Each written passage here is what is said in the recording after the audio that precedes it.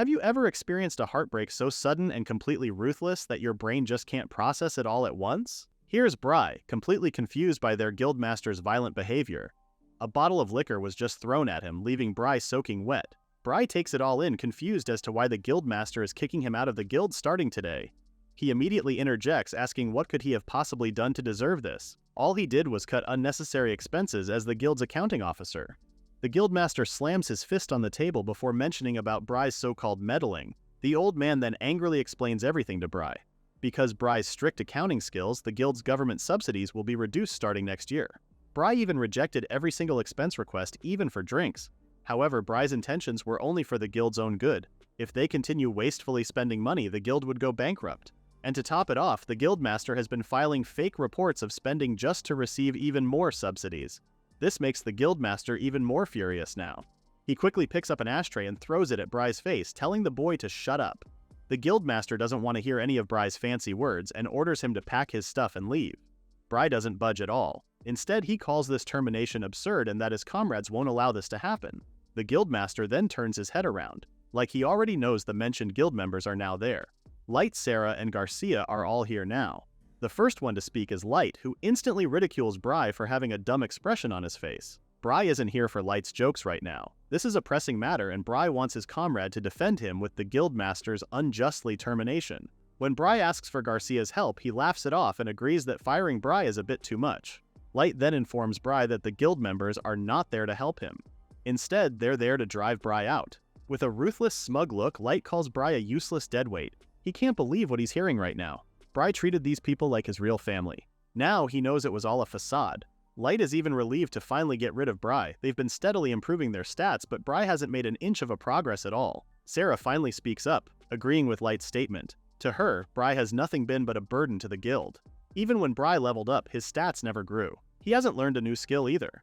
Bry was always useless in battle, yet he always sucked the XP out of them.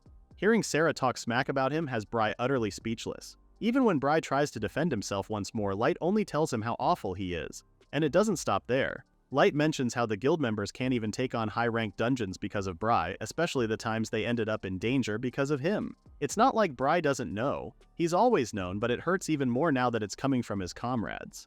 Bry has stepped back from the team and worked in the background handling the guild's finances. And even after that, Bry continued to train relentlessly. Bit by bit, his stats were improving, just not at the same rate and pace as the others. Bry has worked so hard to deserve his spot in the guild and to be able to go on adventures with his guild once more.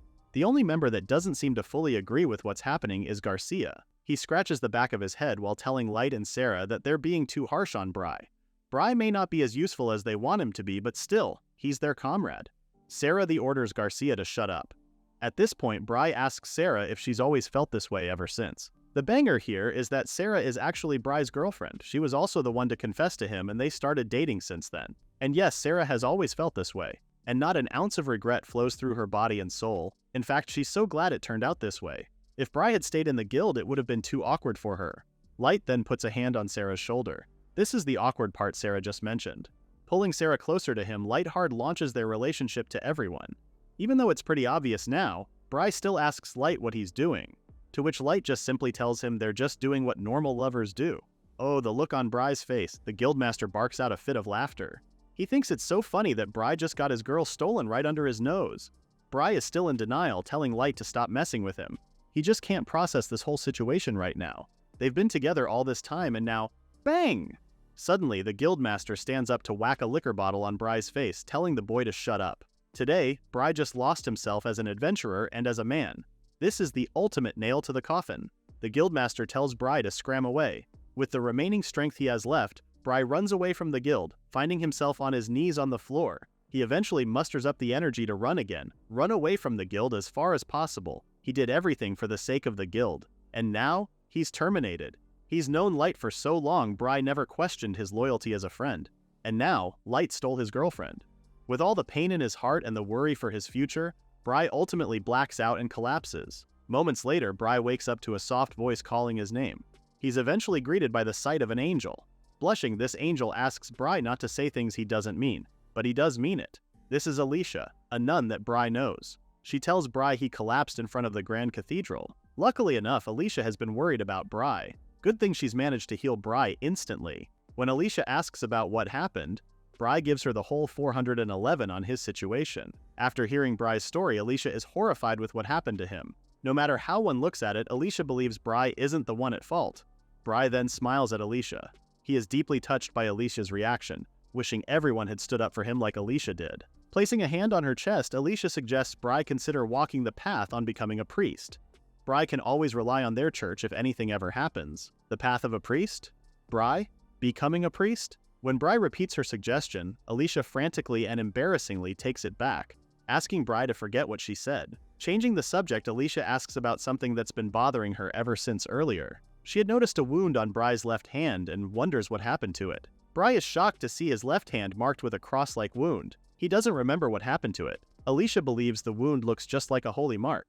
Could it be that the shock to Bry's head earlier had awakened something in him? In disbelief, Bry thinks it's too cliché for something like that to happen. A stat panel then appears and all Bry's world suddenly stops. Bry has just unlocked the beginning of his new adventure called Logan Bonus. Logan Bonus is now listed under Bry's skills, which is very weird because that wasn't there before. Bry immediately relays this to Alicia, hoping she might know what it is.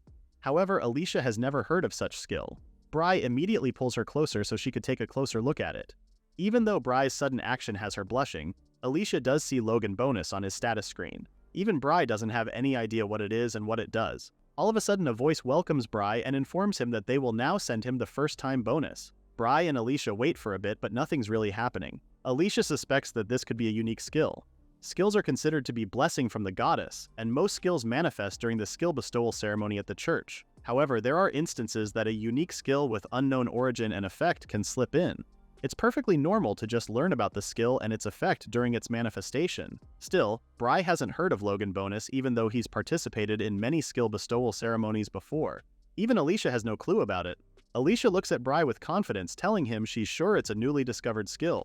On rare occasions, someone can be bestowed upon a completely unknown skill. It's said to happen only once every few hundred years. Could this be the reason why Bry has never really improved? With all the hurtful things he's heard from Light and Sarah, it makes Bry question whether an ordinary man like him is even allowed to feel happy about this new skill right now. Sensing Bry's pensive vibe, Alicia suggests Bry take some well-deserved rest. He's been through a lot of shocks lately.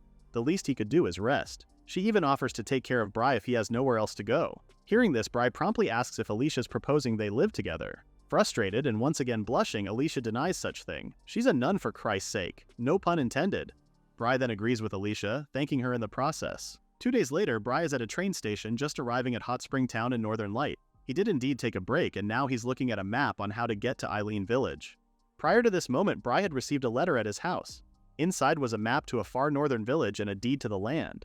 Like the voice said, Bry had received his first-time bonus.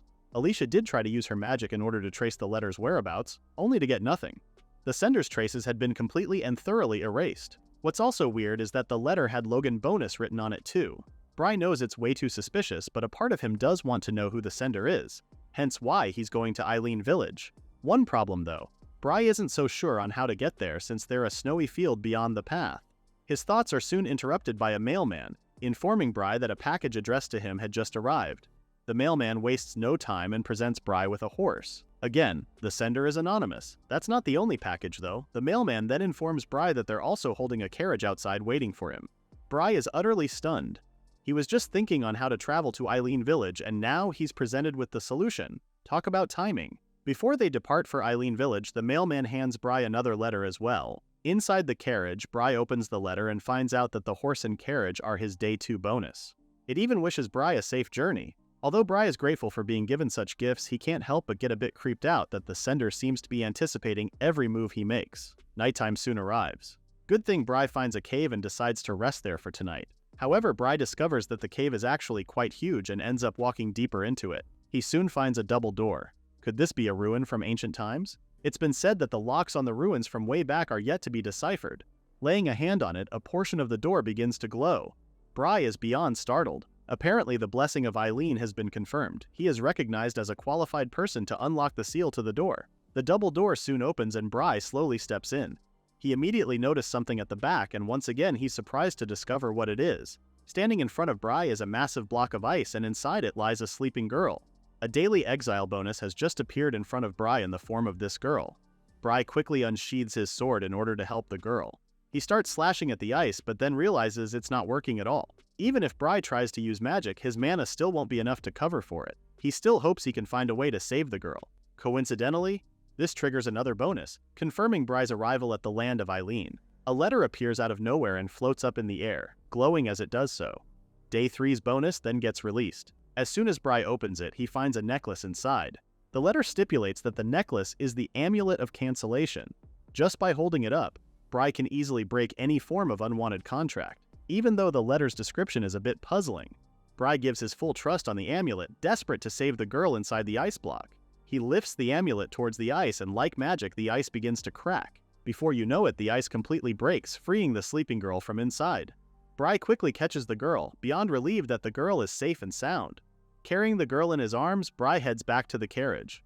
The next morning, Bry is woken up by a soft voice who's calling him Master. The girl he just saved is now awake, even curtsying as she greets Bry and thanks him for saving her. The girl then pledges to serve Bry with all her heart for the rest of her life. The girl then introduces herself to Bry as Estiana, but he can call her Est.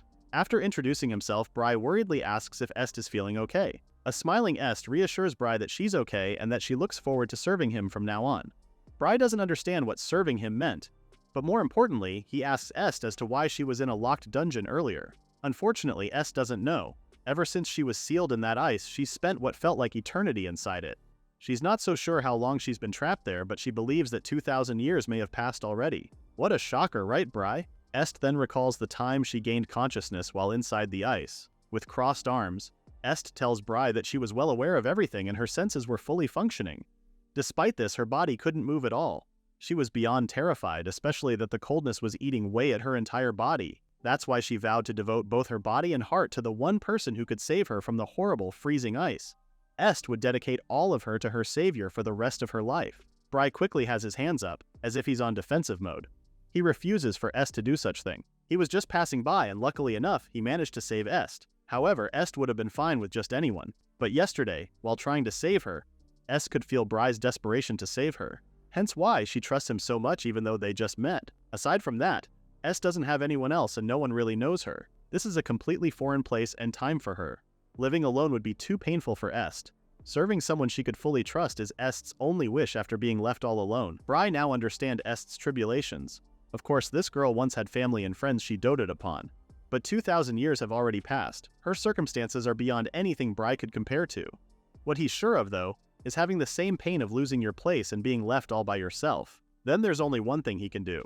Bry asks Est if she wants to come with him, telling her how he's traveling a lonely journey and wishes for a companion. And if the time comes that Est can't trust him anymore, she's completely free to leave him. Having someone to stay with him after being dumped by his previous comrades is something Bry is happy about. Without hesitation, Est joyfully accepts Bry's offer, making Bry smile as well. They might not know each other that much right now, but Bry feels he can really trust Est. Kudos to Bry for still remaining soft-hearted and trusting even though his life was just full of lies and betrayal. Est then expresses something to Bry. This girl believes she will never lose trust in Bry ever. There's no particular reason to it, just pure gut feeling. And you know what they say, a girl's instincts are almost always right. After such a meaningful conversation, both Bry and Est find themselves staring at an enormous castle. This is the place marked on the map that Bry had acquired as his first bonus. Seeing it in person now, Bry can't believe such a magnificent castle exists. Est is even starstruck, calling Bry a very important person. An awkward Bry negates this. He's not important, but this castle could potentially become his home. Unexpectedly, a man named Sign arrives to greet Bry. Sign serves as the acting representative of Eileen Village. When Bry asks why Sign knows his name, the villager scratches the back of his head.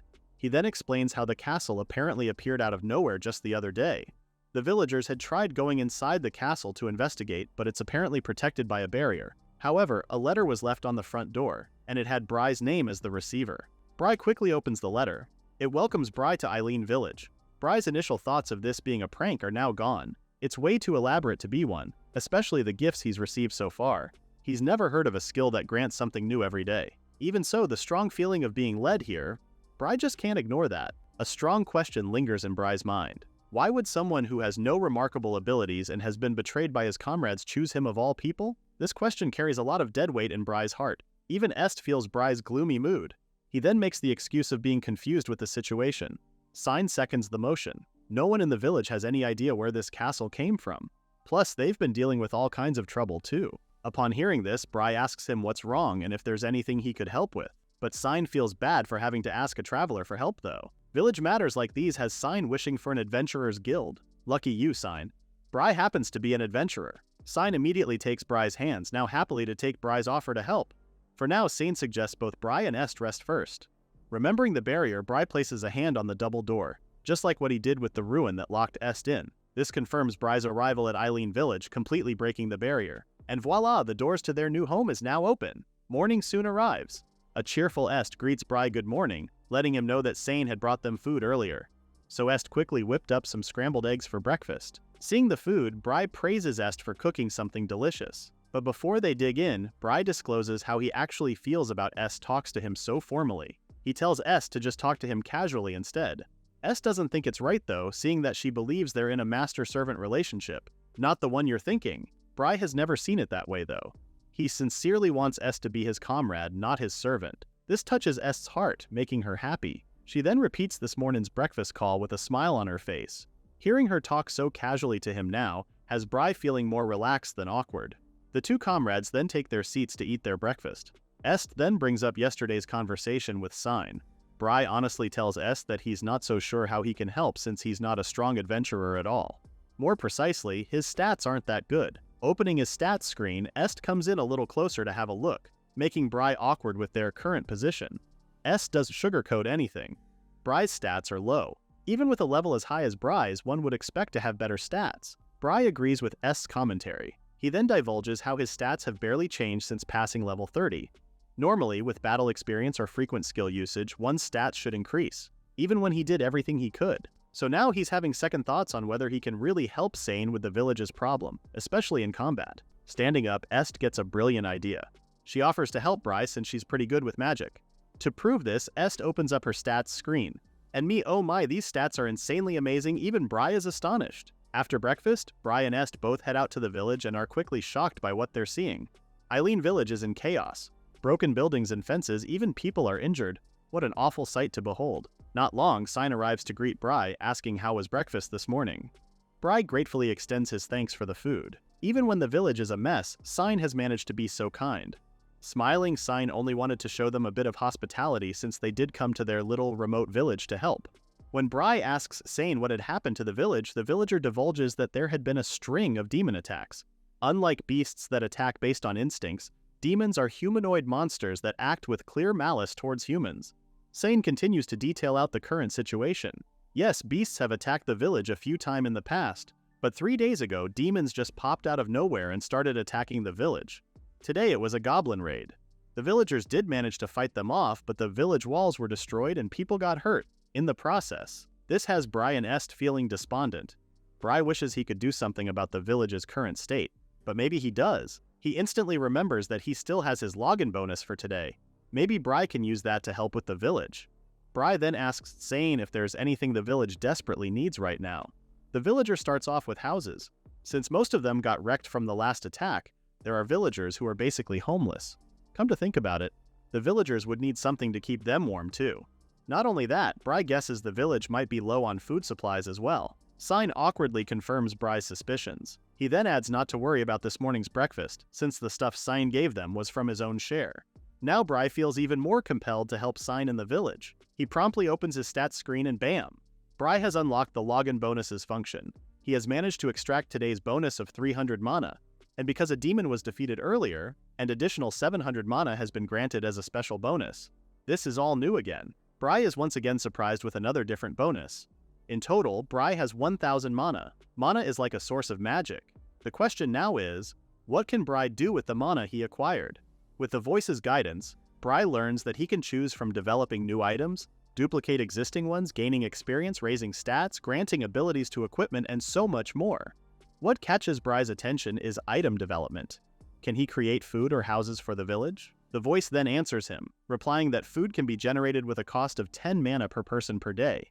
In short, mana works like money. As per houses, the voice informs Bry that he can actually duplicate a large house. This is based on the village's current tech level and the required materials. The problem is it costs 5000 mana. Since he doesn't have enough mana for that, Bry switches to something to keep the people warm. The voice then says that developing a new item will be generated at random, and the quality of the item depends on how much mana Bry will spend. Asking Sane how many people live in Eileen Village, Bry learns that it's a total of 50 people including him and Est. In total, Bry would have to spend 500 mana a day. Meanwhile, both Sine and Est are weirded out with Bry's muttering. Est then shakes Bry's arm, telling him that he's been talking to himself all this time, which is a bit creepy. Startled, Bry hears the voice again, informing him that only Bry can hear the voice. Bry quickly reassures Est that there's nothing to be worried about. In his mind, Bry tells himself not to seem like a weirdo who talks to himself. The voice once again answers him jokingly, and they banter inside Bry's head. When Bry asks how this voice is reaching him, it only says not to worry about such details. All this time, Bry's the only one who's been hearing the voice. In his defense, he was a loner in the beginning, so he really didn't give it much thought. When the voice asks Bry for his decision, Bry telepathically tells the voice to use 500 mana for food, then use the rest to create something to help with the cold. Bry then walks around looking for a good area to place the food. Deciding on a broken building's floor, Bry lifts his hand and magically summons food. Large crates full of bread, fruits, and vegetables appears before them. Both Est and Sine could only look in amazement. They begin questioning as to how Bry was able to do, to which the latter awkwardly says he only used a weird skill. Turning around to Sine, Bry assures him he's not trying to repay a debt or something. He only wishes Sine and the villagers to use the food as needed. The magic Bry used still bothers Sine though. Again, Sine asks Bry what kind of skill he just used, but honestly speaking, Bry doesn't know either. Bry, however, does tell Sine about Logan Bonus and the rewards he gets every day. While inspecting the food, Sine divulges that he is a bit knowledgeable about skills himself but hasn't heard of a skill called Logan Bonus. Bry could only dryly laugh as a reply. About the food, Bry can only generate a limited number for now, and he informs Sine that providing it every day may be a struggle. Sine instantly tells him that he's provided them with more than enough. They're very much thankful for Bry's help. Just by able to get through today is more than enough to them. Est then approaches the two men, telling Bry how amazingly warm it is. In her hands is a lantern that the bonus was able to generate randomly to help with the cold. Upon seeing it, Sane tells everyone that this magical lantern will help regulate the surrounding air to a comfortable temperature. There's actually a spell formula built into it. Bringing it forward, Bry tells Sine to give the lantern to the people struggling with the cold. A smile forms on Sine's face, eternally thankful for Bry's help, even though he barely knows the people in the village. To Bry, it's more of a give and take between them. Sine did welcome Bry and Est into the village even though Sine and the villagers barely knew them. It's safe to say that these people will surely have a long-lasting friendship, one built in trust and kindness. The following day, Bry checks in with his stats screen early in the morning. He then finds his mana has increased again. Yesterday it was because the demon got defeated. What's the reason behind today's mana replenishment? The voice suddenly replies, detailing that it is because of the food and warmth via the lantern that Bry provided yesterday. Because of Bry's kindness, the villagers' health improved significantly, allowing more efficient mana extraction. It does make sense now, so to sum that up, the Logan bonus is somehow connected with Eileen Village. Giving it a deeper thought, the rewards that helped him reach Eileen Village and the features he got to help the village, plus the mana that increases every time Bry solves a village problem. All of this could be a way of making Bry responsible for rebuilding Eileen Village. The voice once again comes up and confirms Bry's theory. The mana used by Logan Bonus is actually primarily extracted from this village, and it's expected to be used to help the village as well. But why Bry? Is what the adventurer asks. Replying, the voice tells him it doesn't know why, but it may seem that it's because Bry is compatible. Crossing his arms, Bry lets out a heavy sigh. So basically, no one has a single clue, even the voice communicating with him. When the voice apologizes, Bry reassures it that it isn't at fault. The skill may be full of mysteries, but whatever reason behind it, Bry is grateful to have received benefits from it. And right now, this village needs help. Bry then decides to help rebuild Eileen Village. Looking outside, Bry highlights the help he got from Sine, and Bry still wants to thank him. Besides, this is better for the voice too. Bry got to meet Est too. He's lucky to have such a strong ally beside him. Coincidentally, Est enters the room and overhears Bry talking to himself once more. More than creeped out, Est is somehow worried about him now. Startled, Bry tries to make an excuse, defending that he's just talking with an internal voice of his skill. This just makes it even worse now. On a more serious note, Bry tells Est of Eileen's current situation and that it's going to take time to rebuild everything. Even in his hard times, Sine didn't hesitate to bring Bry and Est a portion of his food supply. Bry really wants to repay such kindness. But as an adventurer, Bry knows he's just an ordinary man. Yeah, he can maybe take down some low-level demons and tinker with his skill. Still, Est knows he feels like has to do something. Surprised yet sincerely thankful, Bry smiles and informs Est he's going to use Logan Bonus to rebuild Eileen Village. but right now he asks Est if she would stick by him throughout this process. Est happily takes Bry's hands, obviously elated to help Bry in all ways possible. What a great pair these two make. The two then start planning the village's reconstruction.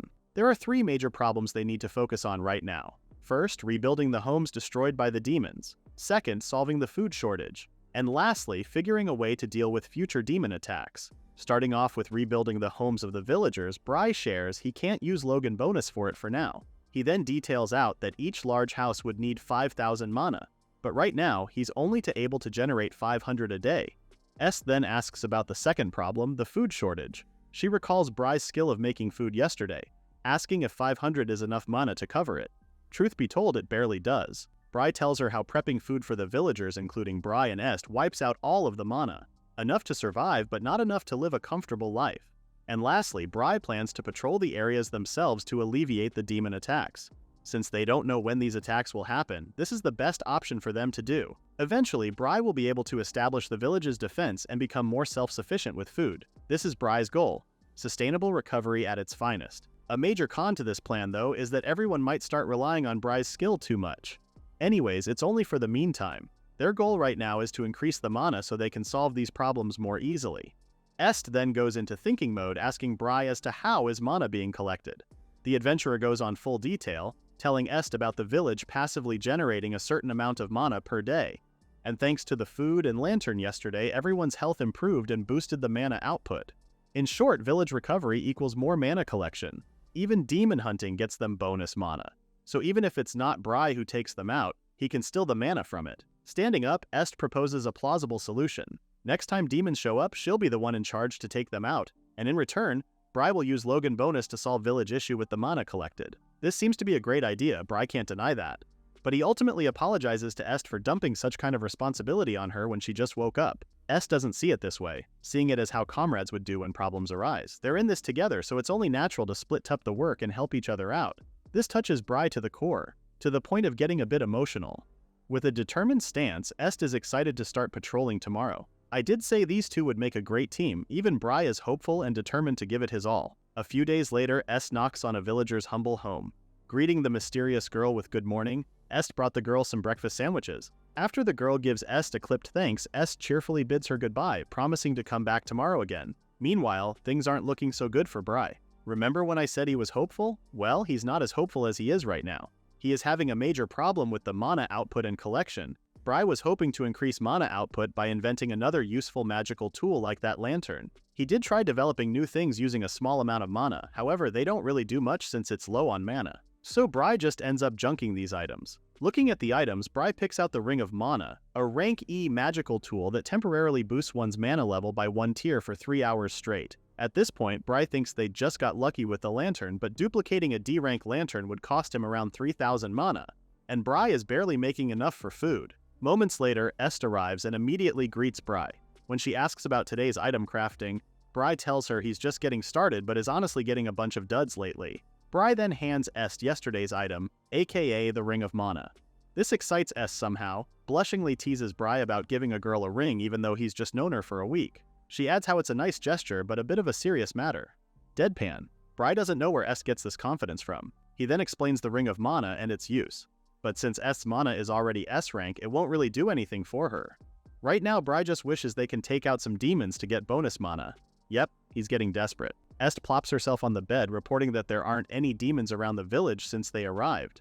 Not something Bry is complaining about, just wanting to help the village ASAP. Changing the subject, Bry asks Est about her whereabouts every morning for the past few days. Est gleefully shares about the girl who lives alone on the edge of the village. The girl had asked Est to bring her food every time. According to the girl, she's been living a pretty rough life. And since Est believes it's best for someone the same age as the girl to help out. Thinking about it, Bry agrees with Est, especially that her cooking is really good. Est is the perfect person for the job. Even Bry has been spoiled with all the good food Est has been cooking lately. As soon as Bry thanks her, Est starts getting giggly and warmth spreads throughout her face. Confessing, Bry shares it's actually his first time to enjoy a home-cooked meal made by someone else. Bry is actually an orphan and was raised by someone who can't cook to save their lives. Hearing this, Est goes quiet, but not for long. She's now regretting not cooking something fancier. But then again, they can't really splurge that much right now. Once the village is back on its feet, Est wishes to throw a party to celebrate. A laughing Bry immediately agrees, thinking it's an absolutely great idea. After their conversation, Bry goes back to crafting today's item. With a few clicks on the stats screen, Bry completely makes earrings? Well, it's unclear what it is or if it's really a magical tool. It doesn't even say what rank or effect it has. Even with Bry's appraisal skill, can't identify it. He's supposed to be able to identify items up to D rank. The only solution Bry could come up with is to try equipping the earrings, putting them on in the process. He is then interrupted by a frantic Sign. Still panting from the adrenaline rush, Sign tells Bry that a demon horde is heading for the village. No time to waste for Bry now. He immediately sets out to the forest with Sign and Est. He then uses his skill called Eavesdrop and learns that goblins and wolves are teaming together, roughly around 100 in number. A worried Sign asks what their plan is. He can do magic, but not against 100 demons. Plus, not all villagers can help them since they're still injured. Bry starts devising a plan to defeat these demons. Since low-tier demons usually have weak resistance to magic, Bry believes Est is perfect for the job. Even though she has S-rank mana, this will be the first time Est will fight a large number of demons. But she promises to give it her best. Quickly standing up, Est unleashes Magicka Code, Blizzard approved. Her magical prowess is not to be joked with. Even Bry and Sign can feel she's in a whole different level than them. Suddenly, Bry hears a voice calling out for help. Thanks to the new earrings, Bry could hear what the wolves are trying to say as well. According to the wolves, they're being forced to obey these wicked goblins. The demons then ask for Bry to help free them. Bry quickly commands Est to stop the spell, telling her about the earrings' true effects. So Bry comes up with a new plan. He orders Est to avoid attacking the wolves and freeze the goblins instead. Est casts her spell once more, this time aiming for the goblins. The fight soon ends and the wolves give out their thanks to Bry, Est, and Sign. Bry immediately introduces Est to them, telling the wolves to thank her instead. Curious, Est asks if Bry could really understand what the wolves are saying, to which Bry replies that it's all thanks to the earrings which lets him talk to animals. Once Bry relays the wolves' gratitude, Est's eyes begin to sparkle and immediately hugs the cute and fluffy animals. Both Bry and Sign are shocked with Est's actions. What if they eat her? Nah, I'm only joking. But Bry does think it's a bit rude though. The wolf doesn't mind at all, telling Bry that Est may do so as she pleases. Hesitating, Sign asks if it's really okay to free the wolves since they were playing cahoots with the goblins earlier. But the truth is, these wolves have been fighting against demons too. The goblins just used dark magic on them to force them under their control. The wolf then mentions Bry's earrings, pointing out how it's actually a lost, ancient relic. With this new information surfacing, Bry is one step forward in finding out what Logan Bonus really is. In ancient times, the earrings served as a way for wolves and humans to coexist. These ancient relics are said to be the origin of today's magic tool technology. Ancient relics unearthed from ancient ruins like this earring. But Bry developed this, right? Because of this information, the wolf reveals he is actually 1,000 years old already. And this is the first time in so long that he's been able to converse with a human. Bry then proposes they form an alliance with the wolves. In the background, Sane doesn't seem to agree with this proposal, having trust issues with the wolves. But Bry pushes forward with his offer, highlighting how they'll work together to defeat the demons. They already have a common denominator, right? An alliance will work perfectly for both the humans and wolves. However, the wolf knows the relationship between humans and wolves is already a strained one. In fact, the villagers are wary of them. Exhibit A. Sane's worried stance about the proposed alliance isn't really a happy one. Bry doesn't want to let go of such opportunity and proposes mass-producing the earrings so the villagers will be able to communicate with the wolves.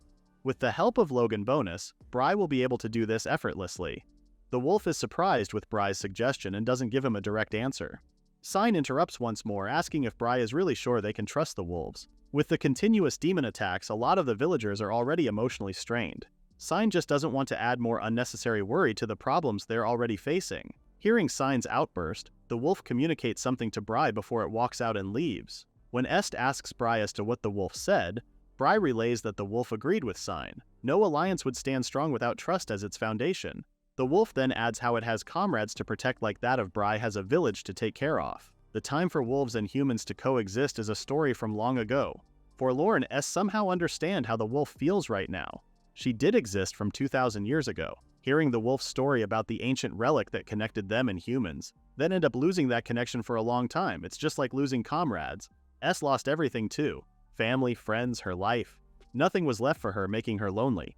But here she is, believing in the people who believes in the Est that exists now. This touches another part of Bry's heart, especially seeing Est approach the wolf again, asking if it felt the same loneliness she felt a long time ago. And yes, with Est's gentle touch to its fur, the wolf remembered the times he had human friends. It was their golden days. Est turns around to Sign, asking to give the wolf a chance to prove itself. And sure enough, Sign, the very kind Sign who gave Bry and Est food, extends the same trust towards the wolf. Sign steps forward and extends his hand to the wolf, apologizing for doubting it earlier. A newfound friendship begins between the wolves and humans. The wolf then introduces itself as Aguelka, telling Bry that it now accepts the alliance. The next day, Bry opens his stats screen, and boy is he happy to see that his mana is now up to 6,000. With this much mana, restoring Eileen Village will really start now. With Est defeating the goblins yesterday, they managed to receive 5,000 mana bonus. And because of having the alliance with Aguelka, it seems that it's been considered as progress towards village restoration. According to Logan Bonus, the wolves' habitat they saved is now considered part of the village, so there has been an influx in population and mana extraction has now doubled. Walking down the hallway, Bry stops his tracks when Est calls him from outside. She has just returned with Aguelka. Est and Aguelka have established a close friendship that Est now calls the wolf, Luca. Luca had managed to get them some meat. Before anything else, Bry confirms with Aguelka if it's indeed okay with the new nickname. The wolf is totally happy with it. And then Bry asks Luca if the meat could be for everyone in the village, to which Luca instantly agrees. Luca heard that the village is struggling with food supplies, so it went hunting, hoping to help the villagers. Bry is beyond grateful with Luca's kind gesture. With the wolf's help, they can save mana meant for food too. Indeed, it's a great day for everyone. And Bry shares this happiness with Est and Luca, telling them that they have gathered plenty of mana to start solving one of the major issues in the village. Going back to his room with Est, Bry has decided to start with rebuilding the villagers' houses. Opening Logan Bonus, Bry is then asked to specify the size of the house. Currently, Bry and Est have already opened the castle's guest rooms and the village tavern to temporarily accommodate those who've lost their homes. If Bry has 2 more houses for 7 to 8 people, it would improve everyone's current living situation. The voice comes up to help Bry, suggesting to use 2,500 mana each to replicate 2 medium-sized houses. With Bry's approval, the voice then activates Magica Code, Architect System, and commences analysis of all structures in the village. Both Bry and Est witness as a blueprint of the village magically lies on the table. They are both amazed with the magic, especially Bry, who recalls the same Magica Code that Est used to defeat the goblins. Once the analysis is complete, the voice then asks Bry to choose which of the houses to replicate. Bringing up the stats screen, Bry is given a list of houses with its details. He heeds the voice's suggestion in making medium-sized houses for now. Even Est is having fun with the magic blueprint, seeing that she can operate it just like the status screen.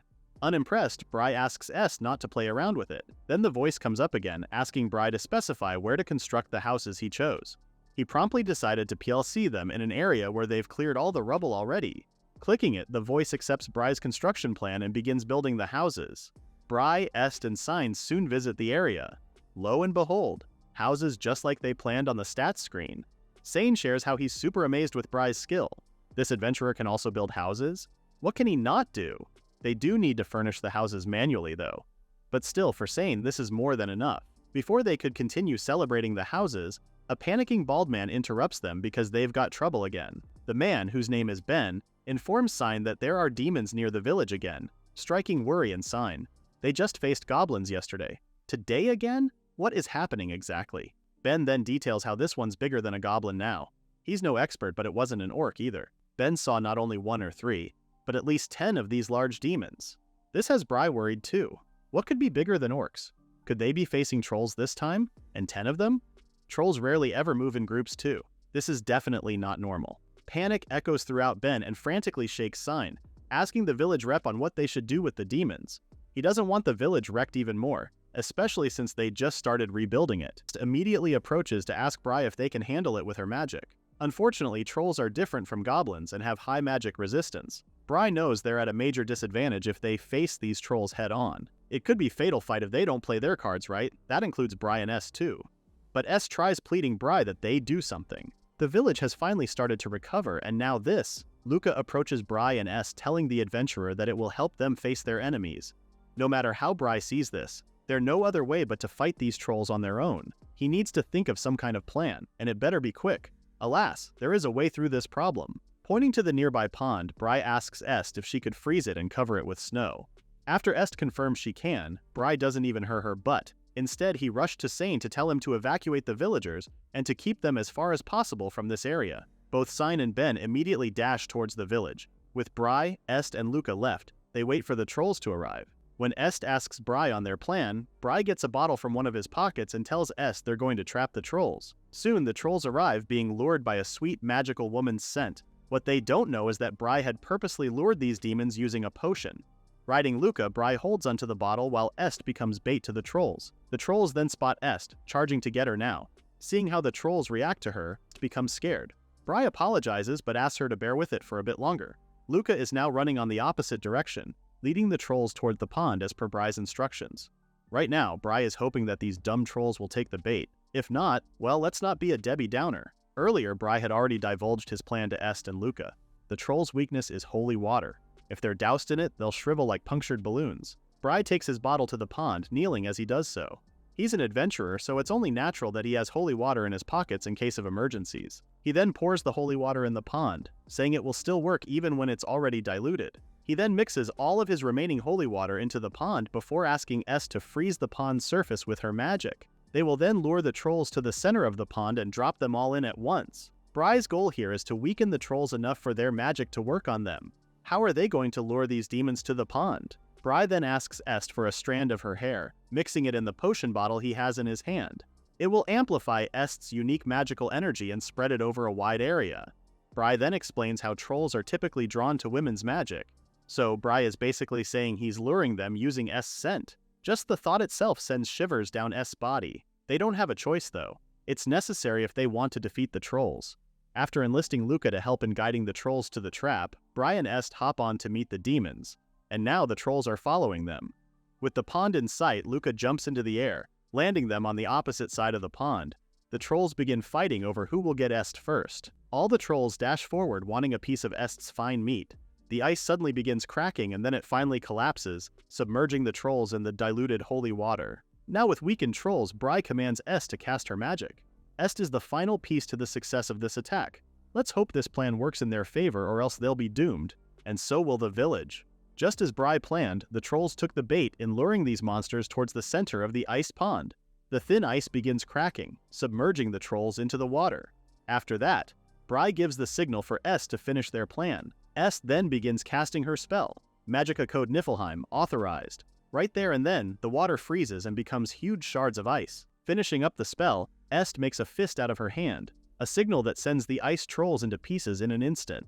This amazes Bry, deeming his plan a success. A smile starts forming on his face, but gradually fades when he sees a troll behind Est. He frantically yells for Est, but it's already too late. As soon as she turns around, the troll sends Est flying forcibly. Luckily, Luca snatches her just in time. Because of Luca's heroic action, the force from the troll's attack softens the impact on Est, but ultimately renders Luca injured as she's slammed on a tree. Bry is shocked to see that there's still another troll. This one is different though, this is a mutant troll. The power of a mutant is nothing like that of a regular one. That's exactly why one should be more cautious in dealing with these types of monsters. The troll raises his weapon, angry that Bry has made a fool of his kind, especially thinking he could lump this troll with all the other idiot trolls who fell into the trap. Judging by his ability to talk human language, this troll is above par. Bry quickly unsheathes his sword and swings it towards the troll, who quickly blocks it with his blunt weapon. Now Bry is faced with a huge dilemma. He can't hurt the troll with just his strength, and holy water doesn't really work on mutants too. Gripping his sword tighter, Bry starts feeling hopeless as he thinks hard of a plan. The troll sees Bry's reaction, mocking the adventurer for looking scared and pathetic. Suddenly, a voice comes from Bry's behind. It's Est who's waken up from that brutal attack. Est tells Bry not to fight the troll anymore and just to escape. At this moment, a horrid memory of his former guildmates flash in his mind. They mock him for always running away from trouble. Bry's eyes starts tearing up as he sulks in Light's words. They've always saw Bry as a burden who always relied on others to protect him. At that time, Light even insults Bry for having the audacity to leave the very comrades that carried him around. Bry has no choice but to bow his head down in shame, taking in Light's insults of him being pathetic. It's true that he is powerless even after gaining the login bonus skill. He still can't protect his comrades who mean so much to him. Even so, Bry has met those who really believed in him, despite his lack of abilities. Bry vows to never abandon them, as they have stood by him in his lowest days. With renewed hope and determination, Bry holds his sword steadily as he channels all the mana in his body. This worries Est, knowing full well that his body won't hold out long if he continues what he's doing, but Bry doesn't care. Even if he has to sacrifice himself, he will just to save everyone else. The adventurer then starts screaming and makes Est cry, urging Bry to stop. Even if they're all saved, losing Bry would only make Est unhappy. They have no other choice though, or do they? The game panel then appears, telling Bry that administrator privileges are transferred from Bry to Regan because of an emergency. This surprises Bry since this is the first time the login bonus is activating on its own. Blinding light suddenly surrounds Bry while a series of spells are being activated. Asgard Code, activating Diverger Hammer, generating Fimble, and stacking Asgard Code, activating Baldur Day. Even the troll is being blinded by this light. The voice then informs Bry that a powerful curse was actually hindering Bry's magical growth as an adventurer. Now, a higher level code has been activated to lift the curse and generate weapons. The sword in Bry's hand then lifts itself and begins saturated with the emanating light. Holding the sword once more, Bry can feel the overwhelming surge of power that he lacked earlier. With this newly found power, Bry lifts his sword in the air and calls upon its strength. This is payback for laying its nasty hands on both Est and Luca. Swinging his sword towards the troll, the monster stands no chance of dodging or blocking it at all. It gets wiped out with that one move. As soon as the battle's done, an injured Bry reunites with Est and Luca, who are both safe by the way. Bry's knees give way, seemingly from all the exhaustion that battle has caused him. He then apologizes to Est for being immobile, but the girl does understand because Bry suddenly used that much power earlier. Laying Bry's head on her lap, Est gently scolds him for being too reckless and to take care of himself for once. Bry apologizes once more before he feels Est's hand on his face as she genuinely compliments him for doing an amazing job. Est then asks if it was the power of the login bonus, to which the adventurer confirms. Bry also shares to Est about the curse that was casted on him. Thankfully enough, it got lifter and all his blocked stats have suddenly increased. He then shows his stat panel for good measure. All those times Bry worked hard on improving himself weren't for nothing at all. Est begins vehemently patting Bry's chest out of happiness. She's really amazed to see Bry's true strength. What Est forgot is that Bry is injured, so her actions only send him an array of complaints. At first, Luca happily chuckles as she looks at Bry and Est. Then she senses something's wrong and urges the duo to get up immediately. Apparently, there are still troll stragglers coming their way. But Bry is in no condition to fight anymore. He begins wincing at the pain of moving and asks Est if she's able to move. Bry then instructs the girl to forget about him and run for her life. The troll's straggler is about to pounce its heavy weapon on them when it suddenly stops moving. Blood gushes out of its body from the arrow that's been shot at it. Bry tries covering Est with his arm, staying alert as they don't know who just shot that arrow. A mysterious girl then makes herself known. But what secret does her eyes conceal? Upon seeing the girl standing on the edge of the cliff, Bry immediately asks if she's the one who helped them. The girl explains she just happened to see the annoying troll attacking people and decided to intervene and kill it. Bry then notices the girl's ears, which are pointed at the end. Their savior might be an elf. One look at both Bry and Est. The girl can already tell they've depleted their mana. Sighing, she calls humans reckless creatures. The girl then begins casting a spell on them to heal their injuries. Their bodies instantly becomes lighter. After thanking Est thanks her, the elf turns her head away, calling her act of kindness nothing special. Then they hear someone call out for Bry and Est, alerting the girl of an approaching people. She then turns around to leave. Bry tries stopping the elf from leaving, wanting to properly thank her for saving them earlier. But the elf seems like she's not hearing anything and continues running towards the opposite direction and leaves. Sign, together with Ben, arrive after the elf left. Ben is utterly shocked to see his field is totally in disarray. Sign tries calming him down, explaining how Bry and the others managed to protect the village from further destruction. Pointing at Bry, Ben scolds them for coming up with a crazy plan. The group instantly feels guilty for what they did and apologizes for it. Ben isn't really angry at his messed up field, but because he was worried these three would die in battle. As Ben strolls back to the village with Est, he then learns of the trolls. Upon mention of cleaning up the trampled area tomorrow, Est chimes in promising to help him. Before leaving, Bry thanks Luca and informs her he's going back to the village to get treatment. Sign catches up to Bry, wanting advice on a matter that's come up. Sign then asks the adventurer if he could provide more of the lantern he made the other day.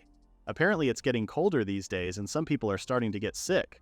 Although it's not impossible to mass-produce these magical tools, Bry contemplates of the high costs needed. If only they had a skilled technician, analysis and mass production may be possible. At the mention of the needed technician, Sign remembers someone who could actually help them. Bry seems surprised to find out who it is too. The next day, Bry ventures out to find the person Sign recommended. It's quite the walk since it's so deep in the mountains. Recalling what Sign told him, there's a person named Leona who lives on the outskirts of the village. She seems to know a lot about magical tools, but seems to be troubled lately. Approaching Leona's apparent home, Bry isn't so sure she'll cooperate, but he hopes she'll at least listen to Bry's story. After knocking on the door, a hooded girl answers it. Bry immediately introduces himself and asks Leona of a favor. The girl then recognizes Bry as one of the people who got rid of the trolls. Leona then thanks the adventurer for helping protect the village. Leona then takes off her hood, asking of Bry's favor. Welcoming Bry inside her home, Leona is shown the lantern that Bry wants to mass produce. She takes in her hands and looks at it with keen eyes. When asked if the task would be a difficult one, Leona doesn't answer immediately. After a while, she tells Bry that it's technically possible to do so. As long as they have the materials, Leona believes she can make something with the same function and quality. Problem is, there's a but to it. Leona can't do that. Bry, who was initially elated, is now dumbstruck. Explaining, Leona tells him that spiritual circuits are engraved into the magical tools. This inevitably shows the quirks of the technician.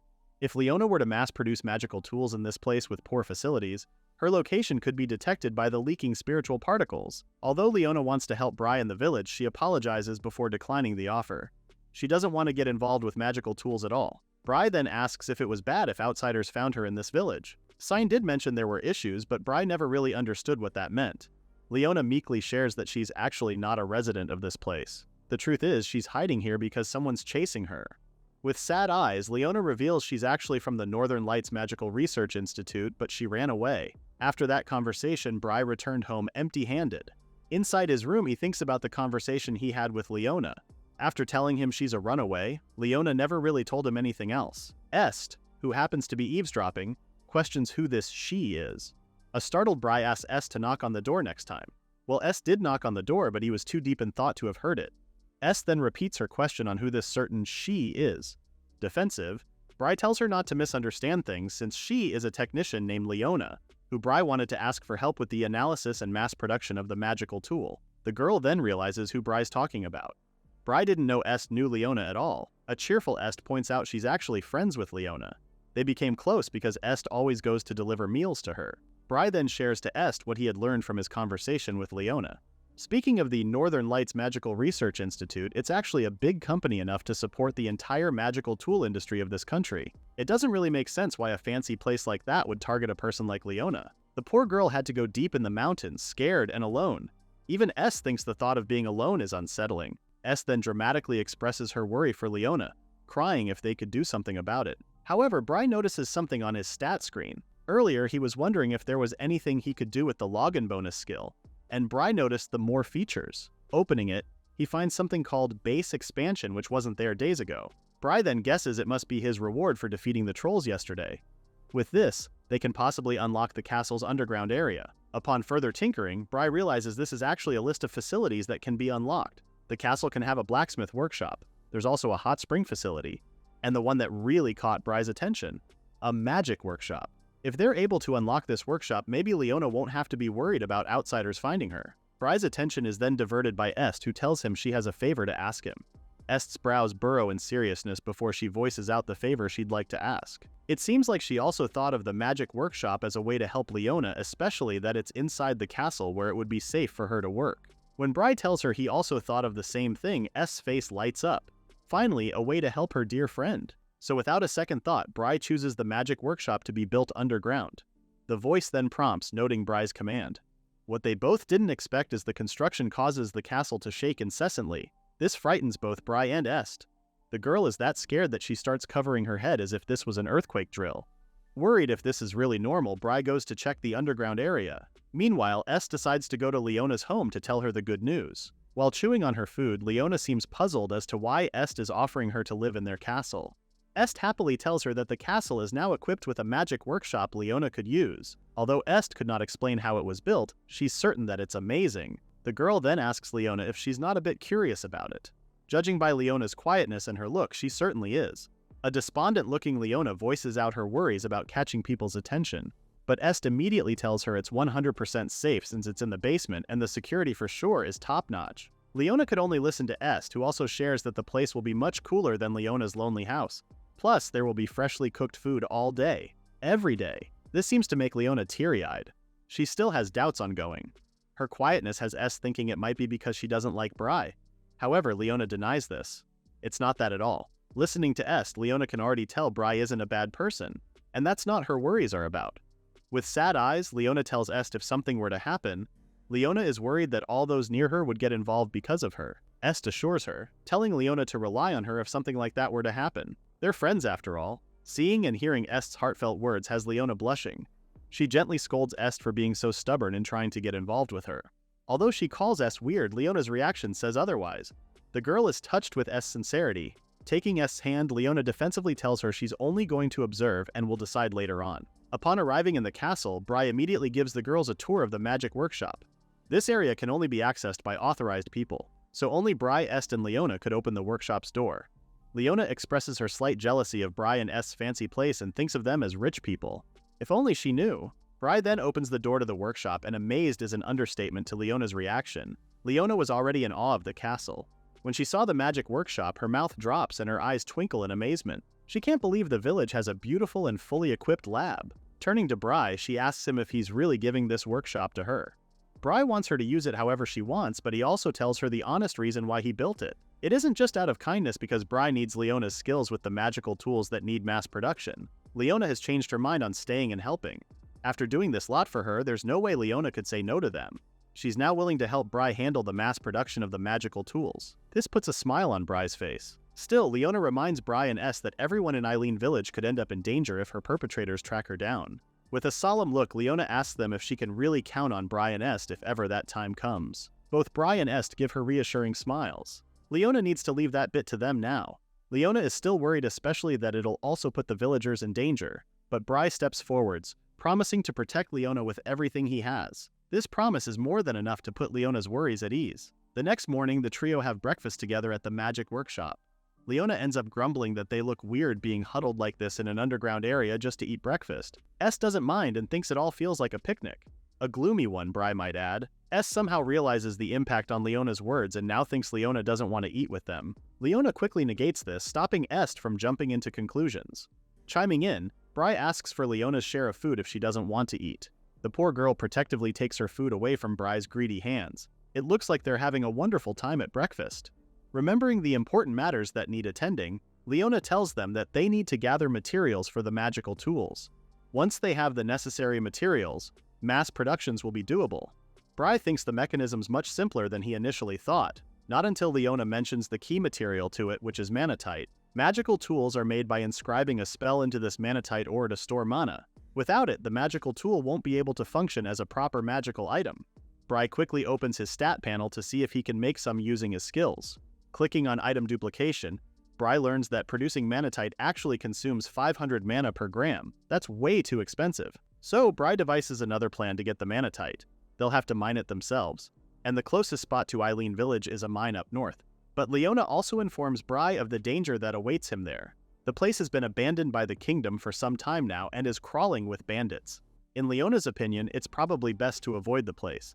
However, this is the only option they have. Either way, they're gonna need the manatite. Bry then volunteers to get the material himself. Est quickly tells him she'll go with him, but Bry refuses and assures her he'll be fine on his own. Bry wants Est to stay just in case something happens. Although Bry's decision doesn't sit well with Est, she doesn't really have a choice. Instead, she reminds Bry not to do anything reckless. Changing the topic, Bry reveals to the girls how he's been feeling like someone's watching him lately. He also thinks it's the same person every time. Or maybe he's just being paranoid. Est hasn't really felt anything like that before. Leona is also a bit worried with Bry's revelation. After all, she just started living here. Bry then dismisses everything he just said and heads out to get the manatite. Leaving the girls all alone, Est starts getting scared and clings onto Leona for protection. Meanwhile, Bry gets his map out to look at his destination, the Everglaze mine. The journey will take him 2 hours from where he's at. With all the snow, walking is out of the question. Folding his map, Bry decides to go to the stables to ask a horse for a helping hand. Thanks to the magical earring, Bry can now talk to this black horse as well. As Bry rides the black horse, he asks the animal of its name. The black horse doesn't know what Bry's on about since names are a human thing. Of course it wouldn't have one. When Bry mentions Aguelka, the black horse says she's a different matter since she's lived far longer than the horse has. Aguelka's been around since the age of the legends. Bry is surprised to learn that his friend and ally has lived for that long. Not long, Bry tells the black horse he shall give it the name Roy. Roy likes its new name, saying it's got a nice ring to it. While the pair venture out on the snowy terrain, Roy shares a part of his past life. Roy used to live out on this snowy plain when someone approached him for help. That stranger didn't seem like a bad guy, so Roy immediately lended a hoof. Roy's storytelling is cut off when Bry calls his attention. The pair senses something weird, like someone's been following them. Bry has felt someone's eyes on him for a while now. He's not paranoid this time. Roy then tells Bry not to let his guard down. They both don't know what they're dealing with. Arriving at the village near the mine, Bry is shocked to see it be messier and even more rundown than Eileen Village. It's eerily quiet too, which makes it even more suspicious. Leona did say this place was taken over by bandits. So where are these people now? As they roam the place, it's very evident that it's been attacked by demons. They even see fresh human blood. Covering his nose, Bry stares at the corpses in front of him. These must be the bandits that lived in this village. This is just like Eileen Village before. Normally, demons rarely show up anywhere near human settlements. But in this northern region, the demon sighting and attacks are way too high. Sensing something's off, Roy calls Bry's attention. The black horse feels the same presence that was following them earlier. Not only that, there's also the presence of a powerful demon. That person is clearly headed towards the demon's lair alone into the mine. Now worried, Bry hurries inside the mine and asks Roy to stand by outside. Why would someone decide to take on a powerful demon on their own? Bry holds his weapon in hand. Even if it's a high-level demon, Bry is sure he won't lose that easily, especially with his current strength. He still needs to stay alert. Who knows what these demons or that mysterious person have up on their sleeves? Wide-eyed, Bry stops on his tracks. There are troll corpses splayed up ahead. Their bodies have arrows piercing them to death. Bry instantly remembers the mysterious elf girl who had helped them with the troll attack days ago. Quickly rushing deeper into the mine, Bry is greeted with the huge ogre's presence. In its hand is the elf girl, looking desperately at Bry for help. The horned ogre raises its blunt weapon, happy to see another fresh victim to devour. The elf girl cries out for Bry to run away, telling him no human can take down an ogre this powerful. Like that's a good enough reason to abandon her. Bry unsheathes his sword, ready to take offense on this demon. The ogre mocks Bry, calling Bry a brave for a lowly human who thinks he can take it down. Before the ogre can finish its dramatic speech, Bry slashes his sword on the demon. The ogre instantly falls to its bloody death, shocking the elf girl for how instantaneous it was. But now that the ogre's dead, its grip on the elf girl has now loosened, causing the elf to fall. Good thing Bry is quick to catch her. The elf girl blushes a deep red as she asks Bry to be put down. The elf girl then answers Bry's question earlier, telling him her recovery is faster than a human's, so all she needs is a little rest and she'll be fine. After that, she thanks Bry for saving her. Introducing herself, the elf girl's name is Lapis Nelius. Bry also tells Lapis his name before asking if she's the one that's been tailing them. Lapis smiles sheepishly as she realizes Bry has caught her. No reason to lie now. Lapis reveals that she initially planned on taking care of the ogre herself.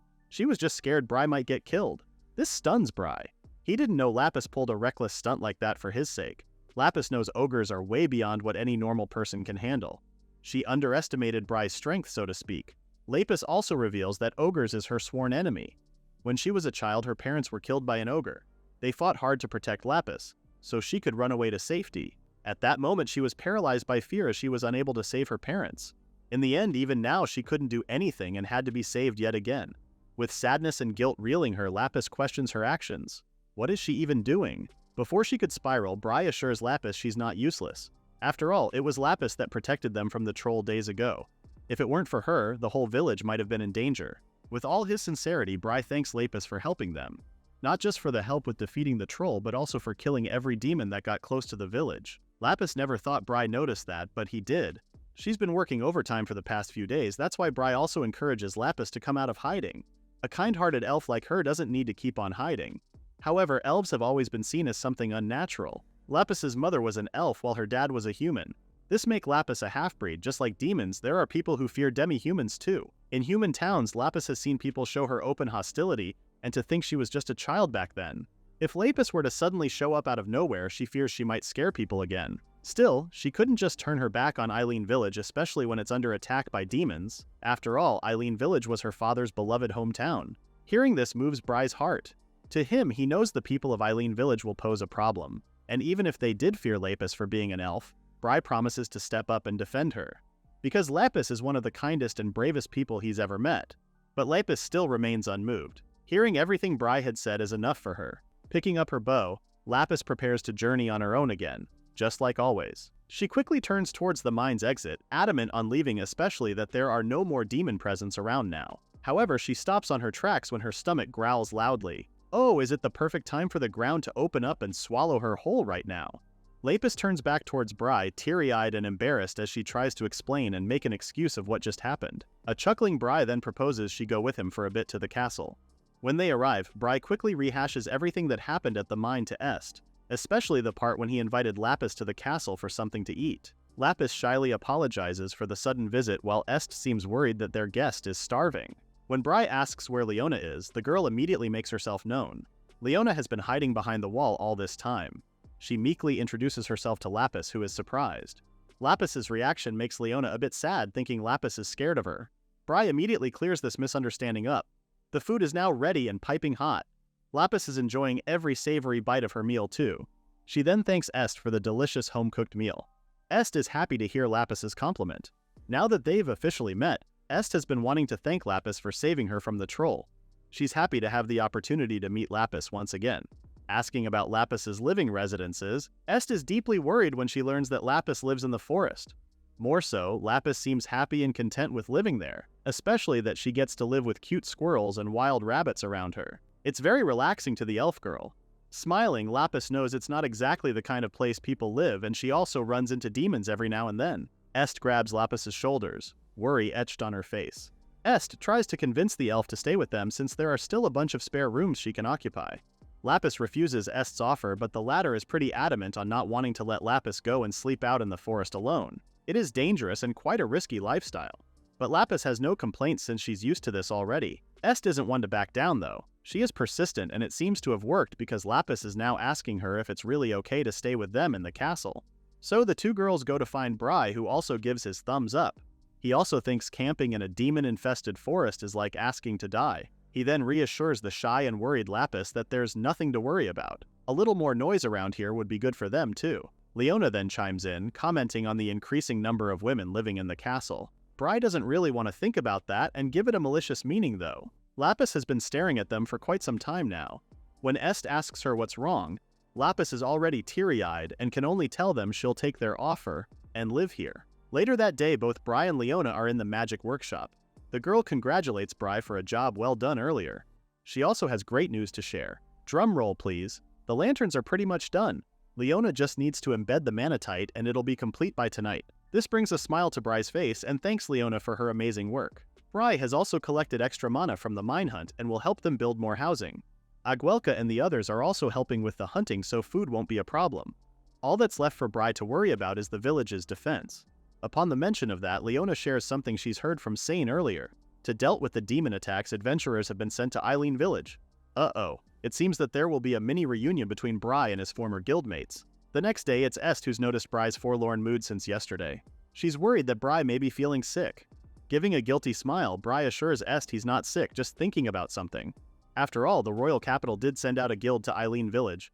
The chances of it being the guild he used to work for is very high. Suddenly, Bry hears an all-too-familiar voice. Turning around, Bry's eyes widen as he sees the person he once called his best friend. Light is surprised to meet Bry again. He would have never guessed they would cross path again, especially in a place like this. Light then gives his ex-friend a smile before calling out Bry's name. Hearing the exchange, Est is confused who this Light guy is. Sign also arrives and asks Light if he happens to know Bry.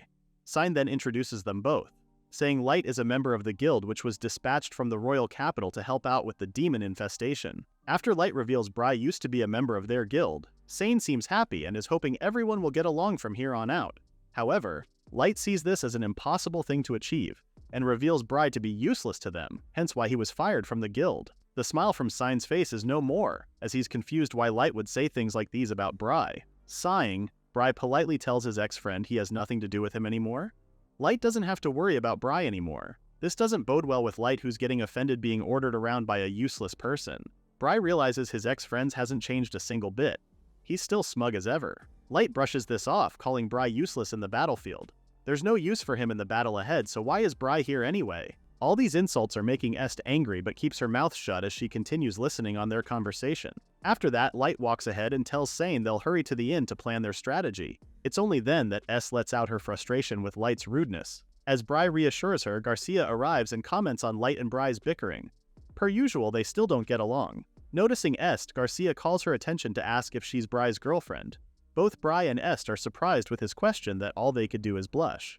Composing himself, Bry introduces Est as his friend who's been helping him rebuild the village together. Est soon realizes Garcia is a guild member and asks if he's friends with Light. Scratching his head, Garcia doesn't really call it friendship. It's a so-so relationship. He has no intention of getting in Bry and Est's way too, so they both don't have to worry about him. Garcia also tells them not to pay much attention to what Light says. He already knows Light could be a bit much. Suddenly they all hear a man shouting atop of his lungs, telling a certain revenant they'll be arriving at the inn soon. It's a muscled man dashing towards them. Garcia is happy to see that Ed has finally caught up with him. On Ed's back is the revenant he mentioned earlier. Apparently Revenant is totally exhausted right now. That's why he's latched on Ed's back. Revenant slowly lifts his eyes and spots Bry.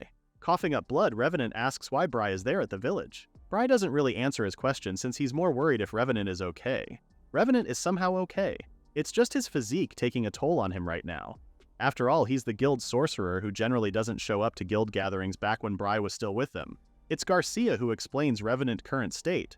On their way to Eileen Village, they were attacked by demons and their horses ran away, so they had no choice but to walk the rest of the trail. In a weak voice, Revenant shares it was Garcia and Ed's noisiness that caused the demons to attack them.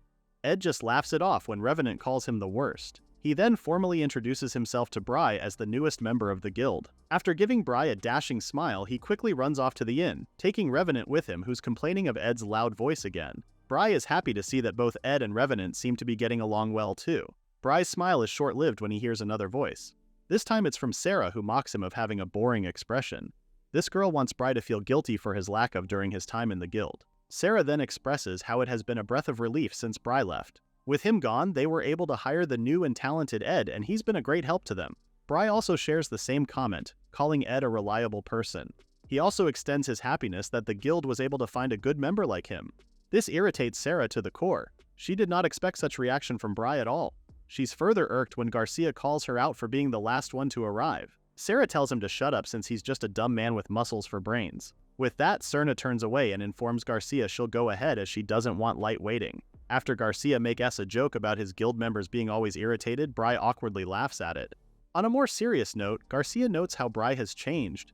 He used to have a face weighed with grief, but now, Bry even managed to befriend a cute girl. Garcia laments how he's jealous of Bry getting girls unlike him. Truth be told, Bry expresses his sadness over hearing that a guild was dispatched from the royal capital. Bry tells Garcia how worried he was that he was going to see them again. However, Bry is surprised to realize he's okay now and that it's true that he's changed. After that heartwarming exchange, Garcia bids Bry and Est goodbye. He doesn't want Light and Sarah scolding him now. Now alone with Bry, Est asks him if he's truly okay, to which the adventurer honestly answers with a yes. Est gives him a sincere smile as Bry thinks about how lucky he is to have precious friends who support him now. Bry and Est both head back to the castle. There, Lapis approaches Bry to ask about the login bonus skill. She's curious if she's able to use it.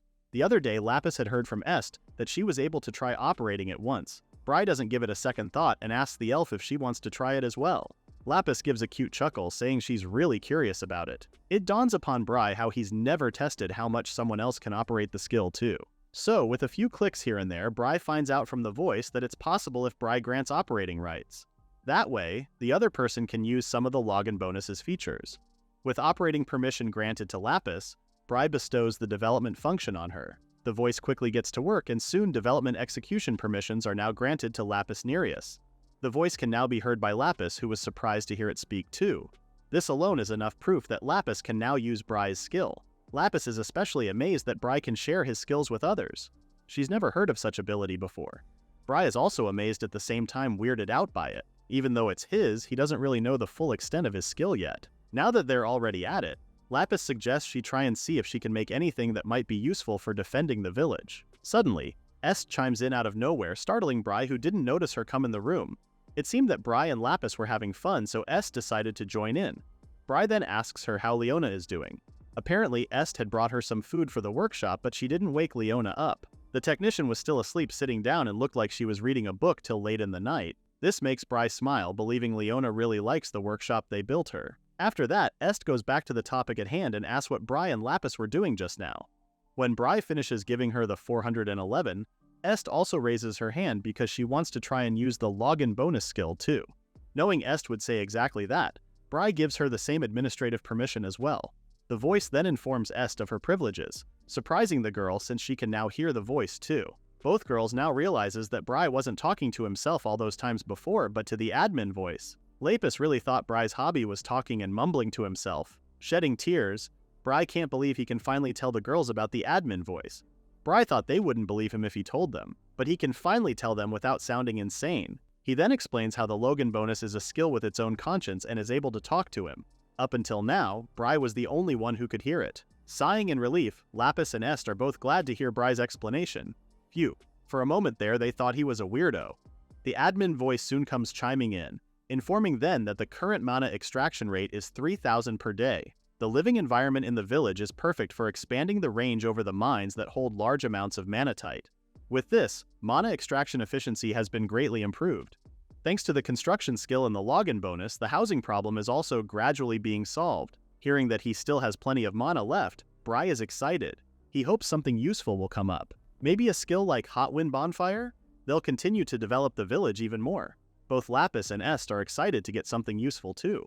After some time, Est gets 2 items called Sting Cure Effects, which heals insect bites, and Stiff Cure Effects, which relieves body stiffness. Est is super happy with what she made, saying the tools will work well on stiff shoulders.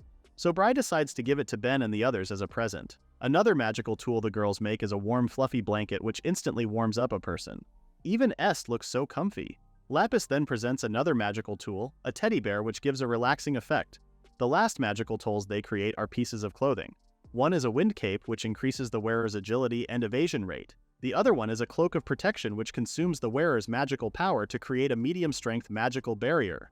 Bry grabs the cape and cloak, immediately knowing these are best suited for Est and Lapis's fighting styles. He then suggests the girls wear them. While Lapis is shocked that Bry would offer it to them, Est looks super excited. Both girls immediately wear the cape and cloak, smiling as they both look good in them. Leona suddenly comes knocking on the door, curious what the noise is about. With the teddy bear in hand, Lapis greets Leona good morning and hands her the magical item. Once she hugs the bear, Leona instantly feels a wave of relaxation from its softness. Crossing her arms, Est still wants to build another magical tool, this time something better and more useful. So, Bry bestows the same admin permission to Leona, who's still in the dark with it. After granting permissions, a new magical tool shines upon them. It's a huge platform-like tool with an orb in the middle of it. Everyone stares at it, amazed at the same time confused as to what this magical tool can do. Because they don't really know what this thing is, Leona takes it to the workshop to analyze it. After much time, Leona takes Bry outside together with the magical tool. She's finished analyzing the magical tool. Leona thinks it's best and way faster to show Bry what it can do than explain it in words. So that's why they're out here at the edge of the village right now. Bry doesn't think it's wise to be staying out in this open area at all. There are a lot of magical beasts down this cliff, and if they spot it, it'll be a hassle. But that's exactly why Leona chose this open area. And look at that, what perfect timing. There are boars heading in their direction. These beasts often come to wreak havoc in the village too.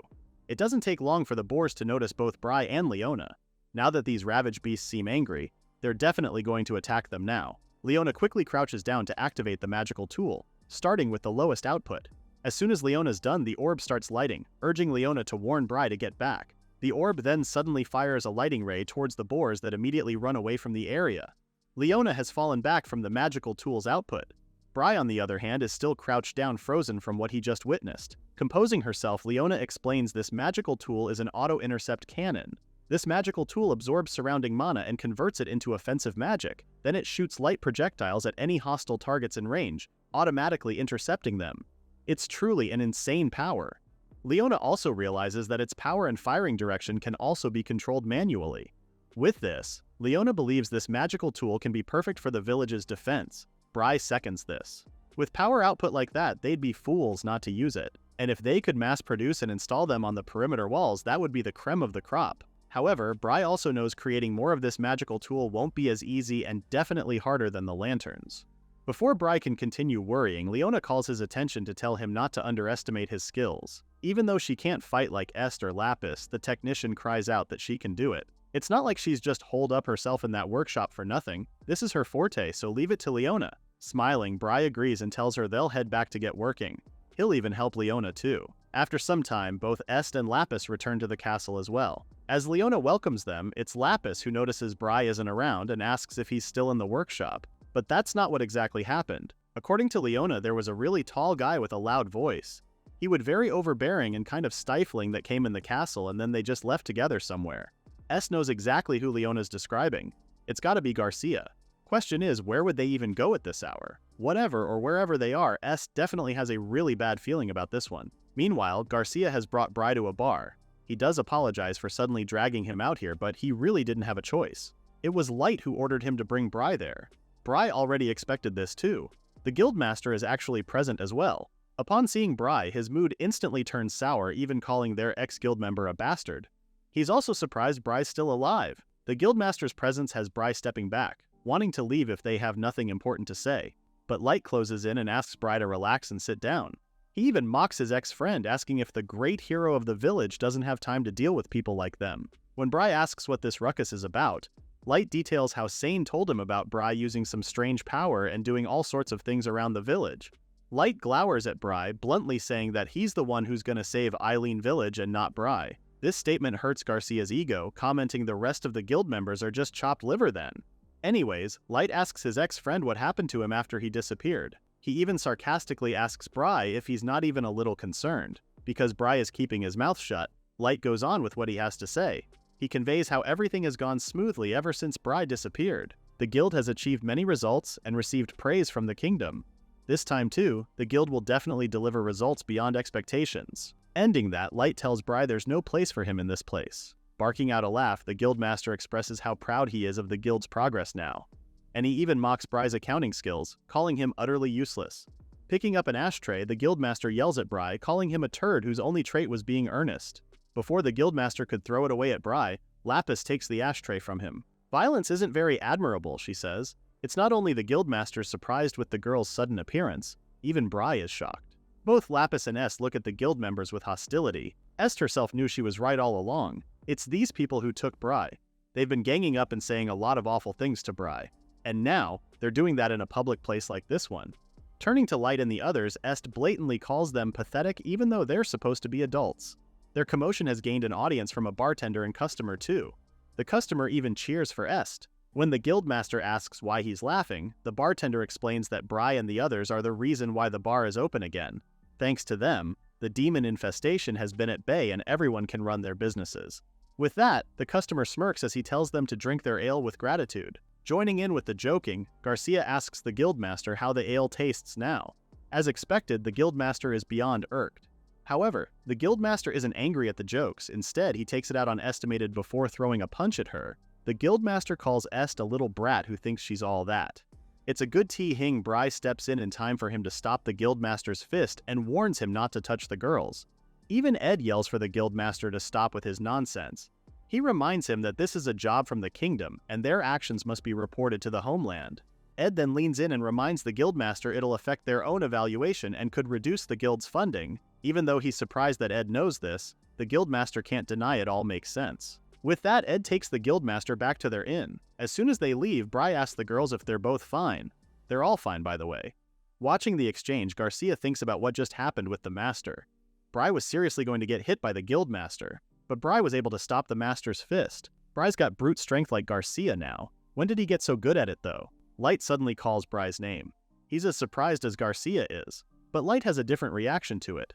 He would have felt better if he had seen Bry get punched. Hearing this, Est asks Light why he hates Bry so much. Light doesn't blink an eye while saying it's beyond hate he feels for Bry. Bry had given him countless moments of anger, sorrow, and despair. And seeing Bry living happily and carefree, Light's grudge grew and grew until he found himself unable to forgive Bry. Even if Light kills him 1,000 times, it still wouldn't be enough. Everyone in the room is astonished to hear everything and see Light succumbing to this intense hatred he has for Bry. Bry doesn't pay Light's words any attention. Instead, he tells Est and Lapis they'll go home now. Leaving them, Sarah runs towards Light and tells him to calm down. Before Bry and the girls leave, Bry tells everyone he has no intention of getting close to them either. And from now on, they'll try to keep out of each other's way for the sake of protecting this village. This has Light hating him even more, though. Walking back to the castle, Bry asks the girls as to how they found out where they are. Lapis gives in and reveals they both followed Bry's magic trail since they were really worried about him. Hearing this has Bry chuckling, apologizing for making both Est and Lapis worry. With sad eyes, Lapis also reveals she found out about Bry's story from Est. Bry explains they'll need Light and the others' help. It may be impossible for them to help each other in fighting the demons together, but Light and his group's strength is the real deal. The kingdom hiring them makes perfect sense. Bry looks back on the fond memories he had with Light. Back then, Light and Bry used to be a party of two, but he has no regrets anymore. He now understands that they can never return to the time when they were comrades. The next day, the unknown magical tool now has a name. It's now Turret Orbs, special thanks to Leona. Bry then shares to Sane he's prepared 8 bases for now and they've tried installing them in various places in the village. Sine is beyond impressed with the village's new automatic magic defense device. This village used to be in ruins, but now it's recovering faster than Sine expected. He really didn't think that this would be possible at all. Giving Bry a brilliant smile, Sine thanks him in behalf of everyone. They truly appreciate everything he and his team has done for this village. Even if Light said those awful things, everyone in this village is on Bry's side. Bry's heart is touched with Sine's words. Sealing their friendship, both Bry and Sine shake hands. Once this battle is over, the two promise to take it easy and have a drink together. Going back to more pressing matters, Bry tells Sine they need to talk about their next steps. Before they can get to it, Lapis comes rushing with an urgent call for help. It looks like a massive demon horde is headed straight for the village. They'll need to prepare to intercept those beasts. What's more grappling is the demon cloaked in an ominous armor amongst the demon army. Could be a friend or a foe. According to Lapis, the number of demons approaching the village from her perspective is at least around 500. Garcia has also been keeping watch around the area near the village. With that, Lapis believes all the guild members should be taking action now.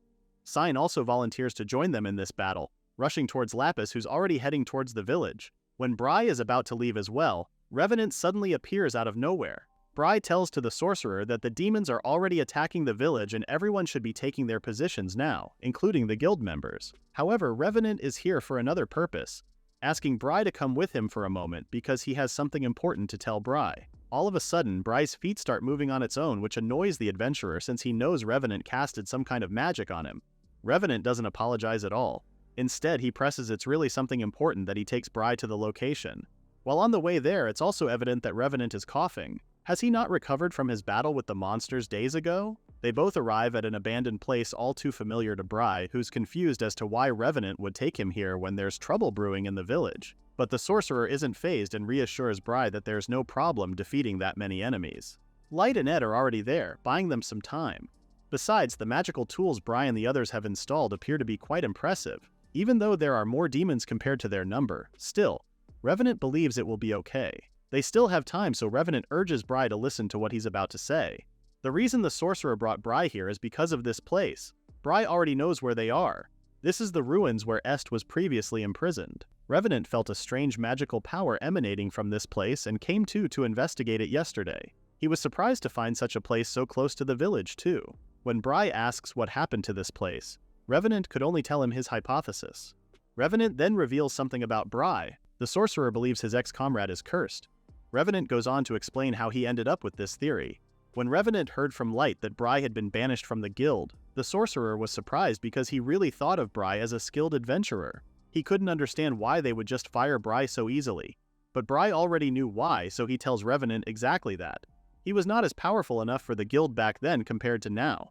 Still, Revenant can't believe it, especially that Bry went to train alone and in secret. This surprises Bry. He never thought anyone in the guild knew about his secret training. It just so happened that Revenant was curious before and followed Bry at some point. That's when he found out about his secret trainings. It still was strange to Revenant. Bry's status had a huge gap compared to other adventurers' levels. It's like there's some kind of restriction that caused abnormal status and inhibited Bry's growth. If such magic exists, Revenant guesses it's a curse.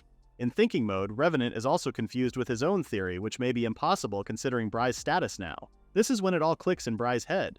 The curse? He has heard it before during the battle with the troll. A curse was lifted from him. Bry then relays this information to Revenant. He explains all that's happened to him and the power of the login bonus which he had acquired. Now it all makes sense. Revenant now knows Bry was really under a curse and was just lifted by this strange skill he acquired. While the sorcerer was thinking of the wise, he also thought of a solution for Bry's problem. Surprised, Bry realizes that Revenant may have been doing something about his status all this time. When Bry asks him this, Revenant stares at him. That alone is the answer to Bry's question. It may be a bit late, but Revenant is still adamant on helping Bry. Hence why they're here. There's another reason why the sorcerer called Bry here. Revenant went on a recon mission earlier and blended in with the demon horde. There, he felt a tremendous amount of power.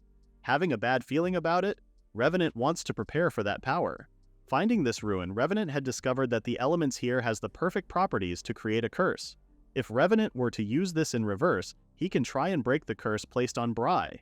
This place is perfect since it resides a tremendous amount of magical power. It would be a waste not to use these. With that, Revenant knows Bry to be stronger than anyone present here. The sorcerer asks of only one thing from Bry. His plan is simple but requires Bry's full participation. Revenant wants to be Bry's trump card. Meanwhile, at the village, the demon horde are ravaging attacks here and there. Garcia is already battling 2 demons at once, instructing Sarah to use her magic and take care of the monsters. Even though Sarah is a bit annoyed with how bossy Garcia is, she does do her job pretty well. Light is also battling his own fair share of demons too. A smirking Garcia is already thinking they've won. Even Light believes these monsters are no match for them. Sign and another villager are positioned atop the base of the turret orb. They already expected the adventurers to defeat the monsters, but thanks to Bry and the others, they can help fight using this magical tool too. Suddenly they hear a loud bark of laughter from Ed, who doesn't want to lose this battle. He suddenly jumps in the air and lands on the turret orb's base, shocking the life out of Sane. With his dazzling smile, Ed lunges at the demons, making them have a taste of his knuckle sandwiches. With all the punch he threw, Ed has made quite the explosion. Ed easily lands himself away from his explosive attack too. The demons might not be holding back, but Ed's not done either. The adventurer then continues his array of punches at the demons coming his way. Watching from above, Sane is astounded to see that Ed has killed all the demons in one go. He can't believe such a powerful guy is on their side. Just who is this guy really? As the dust clears out, Ed triumphantly stands, revealing his secret attack to be called Dead End Explosion. With that, he dazes everyone with his dashing smile. Back to Light and Garcia, they're pretty much enjoying this fight. Light sees this an easy task. No matter how many times he looks at it, it's still ridiculous they're dealing with a minor problem. On the other hand, Garcia thinks things are finally heating up. Meanwhile, Est and Lapis are dealing with their own horde of demons. Lapis uses her bow and arrow to shoot all these demons dead. When she asks how Est is doing, the girl answers she still has plenty of stamina left. Battling all these monsters alongside the Lights Guild, Est realizes their abilities seems to be above and beyond, so why are they treating Bry like that? That being said, where is Bry anyways? Est has no inkling whatsoever where the adventurer is right now. Anyways, Ed is giving the last of the demon army one of his strong punches, throwing it away from the scene. He's about to announce their victory when he stops on his tracks. Looking at the sky, darkness envelops the surroundings. This presence, something is coming, and it looks like it's headed towards Light. A dark and ominous shadow appears behind him. Before Garcia and Sarah can get to Light, the armored demon has already taken form. Shell-shocked, Light stands still. Before he could even think of moving, the dark entity's sharp sword is already plunged in Light's chest. Blood splays the dark entity's sword as Light collapses to the ground. Screaming in horror, Sarah calls out for Light. Both Ed and Garcia don't stand by and watch their comrade getting killed. They're already behind the dark entity, ready with their fists and weapon. However, both Ed's strong punch and Garcia's sharp axe couldn't get through the dark entity's tough armor. The dark entity then praises the guild members' pretty quick reflexes. Quick, but not enough for him though. Jumping in front of the dark entity, Ed vows to fight to protect the village. There is no way this monster is getting past this barrier. Sarah, on the other hand, has rushed to Light's side. Light is still breathing, so she quickly uses her magic to heal her boyfriend. She won't just let Light die like this. Garcia is having a dilemma of his own. He has swung his weapon with everything he's got, but the blade just won't go through. Not even a single scratch. Furthermore, Garcia can also feel an insane amount of magic power seeping through this dark entity. Meanwhile, atop the turret orb's base, the villager asks Sign on what their next move is. Sign is frightened with this turn of events, but he knows they can't back down now. They need to help the adventurers. But suddenly, Sane feels like his life force is being taken away. Before he knows it, he's already on the ground weak as he realizes his strength is fading away. It's not only him too. Sarah stares at her hands in horror. She can't feel nor use her magic anymore. On top of that, Light is still bleeding and on the brink of death. Both Ed and Garcia watch their opponent on the other side, also feeling their strengths dissipating. Gripping his weapon, Garcia stumbles as he gets up, angrily asking the dark entity as to what this monster did to them. The dark entity doesn't speak. Instead, he uses his magic power to show them exactly what's happening. Raising its hand, the dark entity uses his magic to throw Garcia off balance. It's then that it speaks to them. The dark entity calls the adventurers insignificant beings who can never comprehend the kind of power it has. This dark entity has a body and magic power beyond human understanding. Ed realizes this existence is considered a disaster, the very pinnacle of the demon clan. There's only one explanation to that. This dark entity could be the demon lord. Ed laughs at the thought of it. He never knew one could actually exist. But here it is in the flesh. The demon lord takes note of Ed's unusual humor. To think this adventurer can still laugh amidst a situation like this. Or maybe Ed is just trying to hide his fear. Readying his fists, Ed lunges at the demon lord. As he throws in punch after punch, Ed calls this too talkative for his liking. It doesn't take long for Ed to realize his attacks on the Demon Lord isn't working at all. Still, his determination to fight this monster remains steadfast. He'll take down the Demon Lord right here and then. All of Ed's attacks are still rendered useless. Blocked by the Demon Lord's weapon, it asks the adventurer what can Ed do alone against such a powerful foe. Smirking, Ed coveys he's not alone at all. And at that perfect moment, Lapis suddenly comes from the sky carrying Est in her arms. Est is already prepared to launch an attack from the top where the Demon Lord has left it wide open. Using Magicka Code Niflheim, shards of ice appear and surround the Demon Lord. Ed is impressed with Lapis's jumping power from earlier.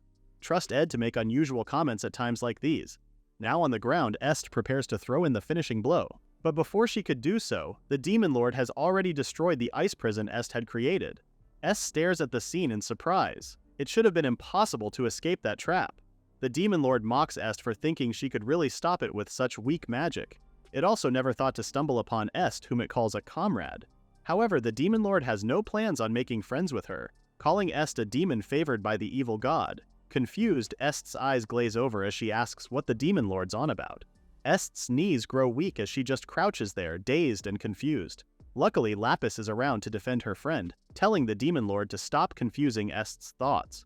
The Demon Lord then lets out a sarcastic chuckle before it tells them to attack it with everything they've got. The Demon Lord will be the judge if these people can really defeat a powerful being like him. Then again, everything is left in a bloody mess. Ed is stumped on a tree unconscious and defeated. Est too is on the ground bloodied and unconscious. The only one left is Lapis, who's being choked to death by the Demon Lord. Lapis is already struggling to breathe as she weakly asks the Demon Lord to let go of her. Suddenly, Ed regains consciousness. Even in his weak state, he forces himself to stand up and fight the Demon Lord again. However, the monster launches an attack on the adventurer, causing him to lose his right arm. Ed screams in pain as he helplessly watches Lapis being choked to death. In a matter of seconds, Lapis loses consciousness. And with that, the Demon Lord throws her body to the ground. To this monster, it's a rather anticlimactic ending. The Demon Lord then draws his sword and raises to plunge it in Lapis's body. Before it could do so, he hears Est asking it to stop. He turns to Est, who's now crawling towards them. Even though the Demon Lord praises Est for being a tough shell to crack, it knows that the girl is in no condition to fight nor defeat him. There's nothing more she can do at this point.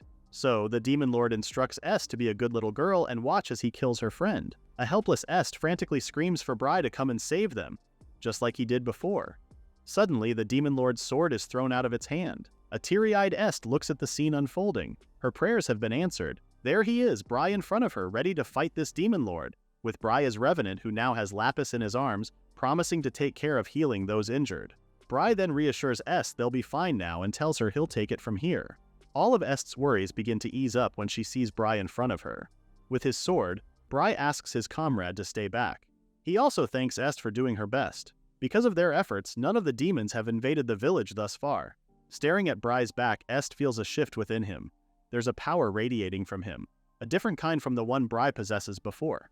Bri lunges an attack towards the Demon Lord. Even though the Demon Lord has blocked Bri's attack, he must admit that Bri seems more promising compared to the ones he battled earlier. The Demon Lord is curious how far Bri can go all by himself, so the battle between Bri and the Demon Lord battle it out. Bri gives it his all as he swings his sword once more.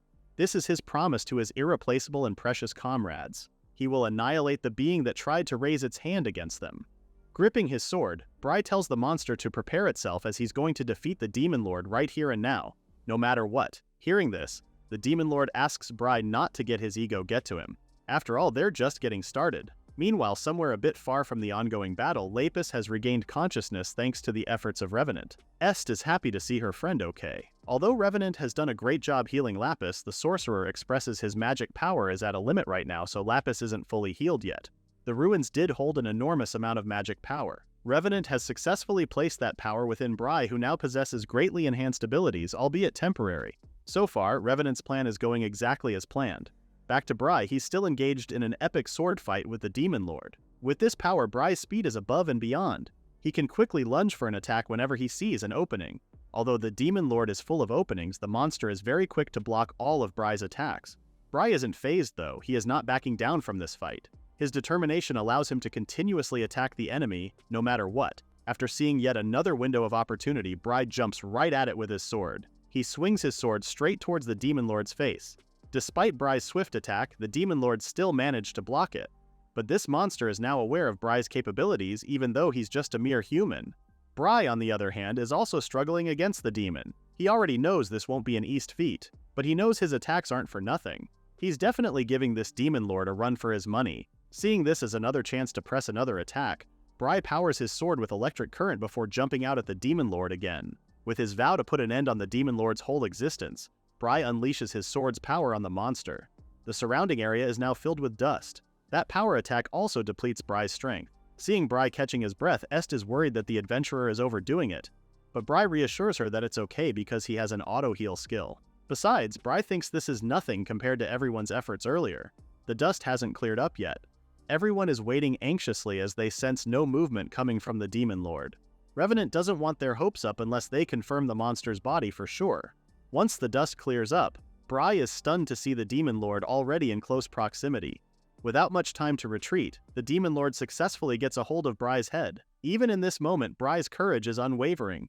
He grips the demon lord arm, commanding it to let go. What the demon lord doesn't know is that Bry's hands are also surging with power. Bry manages to release an electrifying countermeasure against the demon lord, who backs away, covering the left side of his face. That's what you get for underestimating Bry's magical power. This demon lord didn't expect the adventurer to have much magical power left in him after those series of attacks Bry made. Bry notices something too. The demon lord's armor seems to have cracked, the left side of its face now on display. As the demon lord covers it with his hand, it tells Bry how impressed it is that there's someone who could fight it on an equal footing. The demon lord reveals this is the first time ever that he's been humiliated in his entire life. It knows Bry's going to kill him and get revenge. However, Bry will have to give it his all. The demon lord soon spouts jet black wings on his back, signifying it still has some power left in it. Raising its sword, the demon lord tells Bry it doesn't fight for the sake of pride, but for the sake of his mission and his only wish. Not long after, the air is now surrounded with darkness as the light from the sun is no more. Not only are they experiencing a black sun, but Revenant also notices the strong heat coming from it. Bry realizes this monster is about to start something. Other than that, his recovery skill still isn't catching up. Before he could think of a plan, Bry hears Est from nearby. Although injured, Est has no plans on letting the demon lord win nor injure Bry. Est then uses what little strength she has left to suppress the demon lord's magical powers by summoning her magic to surround the area with cold air. This angers the demon lord. It knows if Est keeps this up, it'll be harder for him to move around and attack Bry. Because the demon lord's attention is solely focused on Est, it didn't notice Revenant using his power to trap the monster in a rope-like magic light. With Revenant's go signal, Bry prepares his sword once more, thanking the sorcerer for the help. Bry raises his sword and summons lightning towards his weapon, powering it up for his next attack. Seeing this, the demon lord realizes this is the adventurer's trump card. Question is, will Bry be able to endure such tremendous magic power by himself? Bry isn't holding back. He knows if he does, then there will be no other way to defeat the demon lord. Surprised, the demon lord calls the response an interesting one. Bry has definitely piqued the demon lord's interest, as it also promises to give it its all.